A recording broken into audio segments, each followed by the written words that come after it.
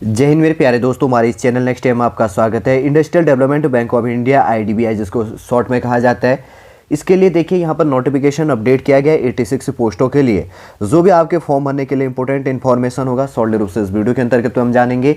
और इससे पहले इसका जो भी बेसिक्स का की पॉइंट है उनको साथ साथ में डिस्कस करते हुए लेके चलेंगे। ठीक है, चलिए ज़्यादा टाइम न लेंगे, अब अपने सीधे डायरेक्टली बात करेंगे। Industrial development bank of India के अंतर्गत पे एसओ बेस के अंतर्गत ऑफिसर डिपार्टमेंट के लिए, स्पेशलिस्ट ऑफिसर के लिए, एसओ जिसको शॉर्ट में कहा जाता है, इसके लिए नोटिफिकेशन यहाँ पर अपडेट है। ऑफिशियल वेबसाइट में जाकर अगर आपको फॉर्म भरनी है www.idbibank.in सबसे पहले हो जाता है कि इंपोर्टेंट इसका ऑफिशियल वेबसाइट क्या है। ठीक है, इस ऑफिशियल वेबसाइट पर जाकर आप फॉर्म भरिएगा, फिर उसके बाद में प्रोसेसिंग देख लीजिएगा। जैसे यहाँ पर लिखा गया है कि start date of online registration, payment of application fees और इंटीमेशन चार्ज ऑनलाइन जो होगा 9 दिसंबर 2023 से प्रोसेसिंग आपके लिए स्टार्ट कर दिया जाएगा। Last date of online registration and इसके अंतर्गत पेमेंट ऑफ एप्लीकेशन फीस और इंटीमेशन चार्ज ऑनलाइन जो लास्ट डेट होगा दिसंबर 25 तक आपको प्रोसेसिंग करनी है, 9 दिसंबर से लेकर 25 दिसंबर तक। ठीक है, नोटिफिकेशन से पहले अपडेट कर दिया गया था, इतना कोई है नहीं। आगे देख लेते हैं क्या चीज़ें। सबसे पहले ऑफिशियल वेबसाइट देख लिया और किसके लिए है, जैसे कि यहाँ पर लिखा गया है रिक्रूटमेंट ऑफ स्पेशलिस्ट कार्डर ऑफिसर के लिए 2024-25 के लिए नोटिफिकेशन अपडेट किया गया।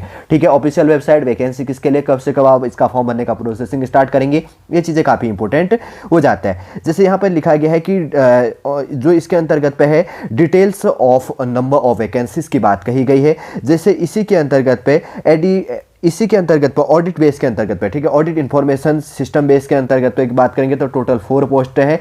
कैटेगरी वाइज आप देख लीजिएगा। जैसे सबसे पहले है यहाँ पर ड्यूटी जनरल मैनेजर्स के लिए, इसके अंतर्गत पे ग्रेड डी के लिए, ग्रेड सी के लिए और मैनेजर बी के लिए यहाँ पर 3 बेसों के अंतर्गत पे वैकेंसी बटी हुई है। जैसे टोटल इसके अंतर्गत पे सब टोटल इसमें बेस में आ गया। ठीक है, टोटल जैसे अगर बात करेंगे ना कि जैसे ऑडिट इंफॉर्मेशन जो सिस्टम बेस के लिए IAS के लिए तो टोटल 4 वैकेंसियाँ हैं। फिर उसके बाद की बात करेंगे तो इसी के अंतर्गत पे फ्रॉड जो रिस्क मैनेजमेंट बेस के अंतर्गत पर टोटल 9 वैकेंसीज के साथ में इंक्लूड की गई है सारे के सारे में। और उसके बाद में थर्ड नंबर का है रिस्क मैनेजमेंट बेस के अंतर्गत पे 8 पोस्टें दी गई है। और उसके बाद में फोर्थ नंबर की बात करें तो जैसे कॉर्पोरेट क्रेडिट बेस के अंतर्गत पर और रिटेल बैंकिंग बेस के अंतर्गत की बात कही गई है। जैसे यहाँ पर लिखा गया ब्रैकेट बेस के अंतर्गत पे इंक्लूडिंग रिटेल क्रेडिट बेस में, तो टोटल इसमें जो है ग्रेड डी और ग्रेड सी बेस के अंतर्गत पर और ग्रेड बी है मैनेजर के लिए। तो टोटल फोर्थ नंबर का जो है 56 वैकेंसीज के अंतर्गत पे इंक्लूड है। 5 नंबर की बात करें तो इंफ्रास्ट्रक्चर बेस के अंतर्गत पे मैनेजमेंट डिपार्टमेंट IMD जिसको कहा जाता है, और इसमें टोटल कितनी वैकेंसी है, 5 पोस्ट है इसके अंतर्गत पे इंक्लूड की गई है। ठीक है, उसके बाद में 6 नंबर का है सिक्योरिटी बेस के अंतर्गत पे, तो कितनी है यहाँ पे 4 पोस्ट दी गई है जिसके अंतर्गत पे डिप्टी जनरल मैनेजर्स के लिए, DGM के लिए, ग्रेड डी के लिए 1 पोस्ट है। और इसके अंतर्गत असिस्टेंट होगा इसका, जनरल हो गया मैनेजर्स के लिए, AGM के लिए, ग्रेड सी के लिए 39 और उसके बाद में मैनेजर की बेस के अंतर्गत पे ग्रेड बी में 46। टोटल जो 6 क्राइटेरिया बेस में बांटा गया है।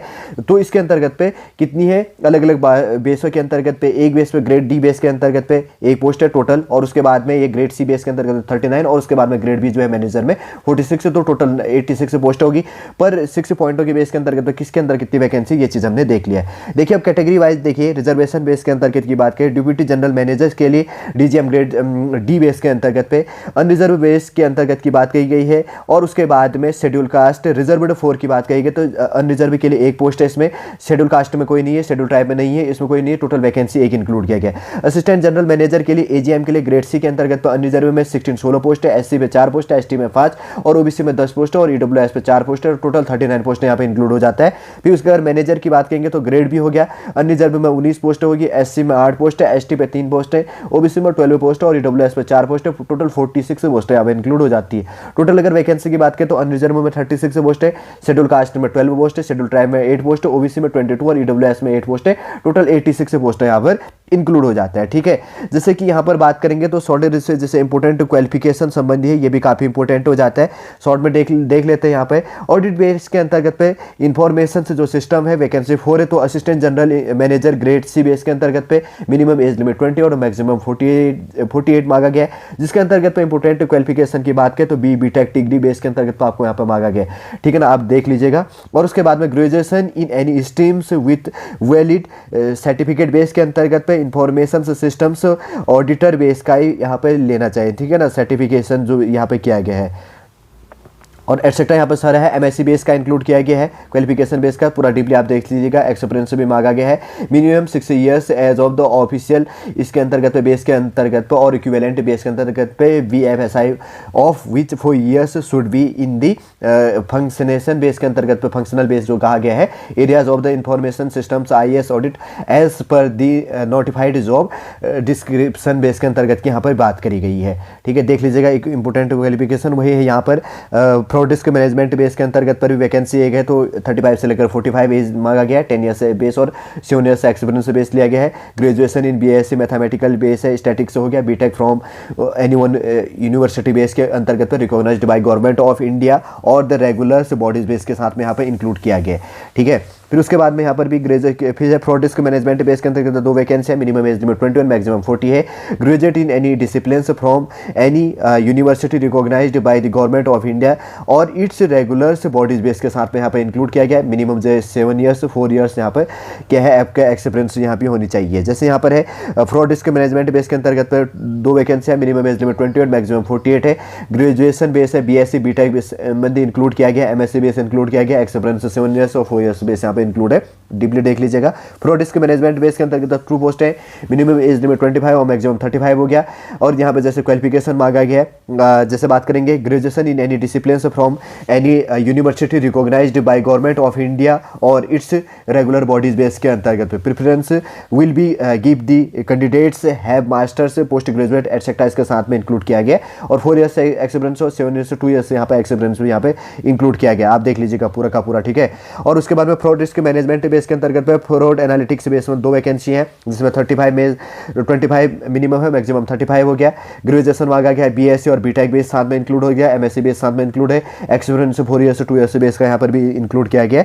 और रिस्क मैनेजमेंट बेस के अंतर्गत पर 2 वैकेंसियाँ हैं और मिनिमम एज लिमिट 25, मैक्सिमम 35 है। CA बेस की बात कही गई है यहाँ पे। MBA हो गया बैंकिंग बेस के अंतर्गत पे। फाइनेंस बेस यहाँ पर क्वालिफिकेशन लिया गया। मिनिमम अगर बात करेंगे तो 4 ईयर्स से एक्सपीरियंस मांगा गया है। अबाउट 2 ईयर्स से एक्सपीरियंस साथ साथ में इंक्लूड हो जाता है। फिर उसके बाद की बात करेंगे यहाँ पर रिस्क मैनेजमेंट के लिए 5 वैकेंसी है। मिनिमम एज लिमिट 28 और मैक्सिमम 40 हो गया। BTech संबंधी, BCA संबंधी और टेक्नोलॉजी संबंधी इंक्लूड है। MSc MC और MSc और एटसेट्रा बहुत सारी इंपॉर्टेंट क्वालिफिकेशन है साथ में इंक्लूड की गई। आप पॉज करके देख लीजिएगा। एक्सपीरियंस वही बेस है। मिनिमम 7 ईयर्स और मिनिमम 7 ईयर्स बेस में कम से कम, और मैक्सिमम की कोई बात नहीं कही गई। और दूसरे बेस के अंतर्गत पे एक्सपीरियंस 4 ईयर्स बेस का साथ साथ में इंक्लूड किया गया। रिस्क मैनेजमेंट बेस के अंतर्गत पे इंफॉर्मेशन से सिक्योरिटी गार्ड के लिए वैकेंसी एक है, मैनेजर के लिए ग्रेड बी में। और एज हो गया मिनिमम 25 और मैक्सिमम 35 हो गया। BTech डिग्री साथ साथ में, IT संबंधी और एटसेट्रा बहुत चीज़ें MC और MSc साथ साथ में इंक्लूड किया गया। एक्सपीरियंस की बात करेंगे तो मिनिमम 4 ईयर्स और 2 ईयर्स बेस का यहाँ पर भी एक्सपीरियंस की बात कही गई है। कॉर्पोरेट क्रेडिट हो गया, रिटेल बैंकिंग से इंक्लूडिंग रिटेल क्रेडिट बेस के अंतर्गत पे वैकेंसी 25 है। तो यहाँ पे एज लिमिट है 28 से लेकर 40। और जैसे यहाँ पे इंपॉर्टेंट क्वालिफिकेशन है, post graduation degree from any university recognised by government of India इस रेगुलर बॉडी बेस के अंतर्गत पे। एडिशनल क्वालिफिकेशन जैसे यहाँ पर कहा गया है JIIB और CIIB और MBA की बात की प्रिफेयर्ड बैक की बात कही गई है। और एक्सपीरियंस वही है मिनिमम 7 ईयर्स और 4 ईयर्स बेस में। आप डीपली इसमें भी देख सकते हैं। 31 वैकेंसी है, इसमें भी वही ग्रेजुएशन बैच की बात कही गई है जो मैनेजर बेस का है। 25 मिनिमम और 35 मैक्सिमम है। Graduation from any university recognised by government of India और इट्स रेगुलर बॉडी की बात कही गई है। एडिशनल क्वालिफिकेशन लाइकली यही वाली बात कही गई JIIB और जो ऊपर अभी बात कही गई थी वही मिनिमम एक्सपीरियंस बेस 4 ईयर्स और 2 ईयर्स बेस का भी यहाँ पर डिस्कस किया गया है। और है इंफ्रास्ट्रक्चर मैनेजमेंट डिपार्टमेंट बेस के अंतर्गत पे असिस्टेंट जनरल मैनेजर के लिए ग्रेड C के लिए है। एज लिमिट 28 मिनिमम और मैक्सिमम 40 है। एजुकेशन क्वालिफिकेशन BTech संबंधी, सिविल और इलेक्ट्रिकल बेस का इंजीनियरिंग संबंधी है। एक्सपीरियंस वही 7 ईयर्स 4 ईयर्स से साथ साथ में इंक्लूड हो जाता है। पी मैनेजर है, इसमें ग्रेड बी में age limit 25 minimum, maximum 35। BTech संबंधी यहाँ पे इंजीनियरिंग बेस के अंतर्गत अलग अलग डिपार्टमेंटों के लिए। और यहाँ पे एक्सपीरियंस बेस मिनिमम 4 ईयर्स से 2 ईयर्स बेस का, इसको भी आप साथ साथ में देख लीजिएगा। ठीक है, सिक्योरिटी बेस के अंतर्गत पे वैकेंसी 4 वैकेंसी है। मैनेजर बेस के अंतर्गत पे मिनिमम 25 और मैक्सिमम 35 एज लिमिट है।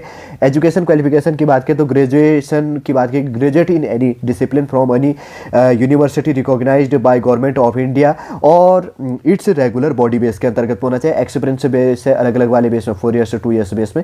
आप इसको भी थोड़ा सा डीपली देख लीजिएगा, ठीक है ना, क्योंकि मैं शॉर्टली बस की पॉइंटों को आपको यहाँ पे देख लेंगे जो बात करने के लिए। एज लिमिट की बात करेंगे तो 10th 12th सर्टिफिकेट के बेस के अंतर्गत पर आपके एज लिमिट का प्रोविजन यहाँ पे किया जाएगा। ये चीज़ भी आपको ध्यान में रखनी है, काफ़ी इंपॉर्टेंट हो जाता है। जैसे किसी में 25 से लेकर 35 है, किसी में 28 से लेकर 40, किसी में 35 से लेकर 40 एज लिमिट की यहाँ पर बात कही गई है। ये चीज़ भी काफ़ी इंपॉर्टेंट हो जाता है आपके जानने के लिए, ठीक है। और देख लेते हैं, और यहाँ पे क्या जाता है, क्वालिफिकेशन संबंधी हमने भी कुछ शॉर्टली डीपली यहाँ पर बात कर लिया था, और फोटो संबंधी आप देख लीजिएगा, और ये पे लेवल संबंधी एक्सेट्रा बहुत चीज़ें आप देख लीजिएगा। इसमें कोई अभी इतना इंपॉर्टेंट पे लेवल संबंधी की पॉइंट इतने जानने के लिए इंपॉर्टेंट नहीं होती। जैसे यहाँ पर एज लिमिट का ये पूरा यहाँ पर चार्ट दिया गया, ठीक है ना। जैसे शेड्यूल कास्ट शेड्यूल ट्राइब में 5 ईयर्स का, 3 ईयर्स, और जैसे अदर बैकवर्ड क्लास में 3 ईयर्स का, जैसे एक्स सर्विसमैन सारा का सारा इंक्लूड हो जाता है 5 ईयर्स का। और इसके बाद में पर्सनस अफेक्टेड बाय 1984 रिवॉर्ड्स पे इसके अंतर्गत पास जाता है, तो 5 ईयर्स का आपको भी इसके अंतर्गत पे एज लिमिट पे छूट दी जानी है, ठीक है। ये चीज़ें आप समझ गए होंगे।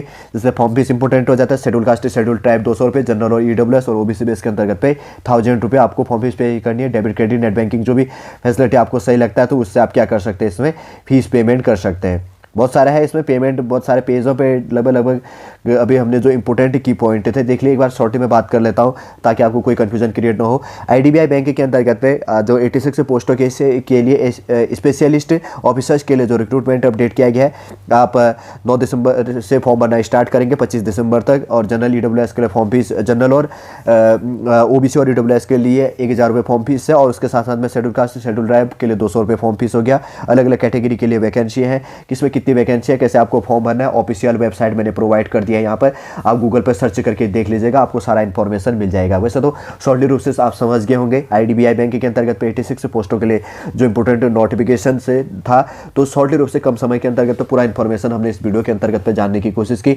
उम्मीद करूंगा दोस्तों आज का वीडियो इन्फॉर्मेशन आपको अच्छा लगा होगा। यदि अच्छा लगे लाइक कीजिए, कमेंट कीजिएगा, और हमारे चैनल नेक्स्ट टाइम को सब्सक्राइब कीजिए। वापस हम नेक्स्ट क्लास के अंतर्गत आपसे मिलेंगे। जय हिंद, जय भारत।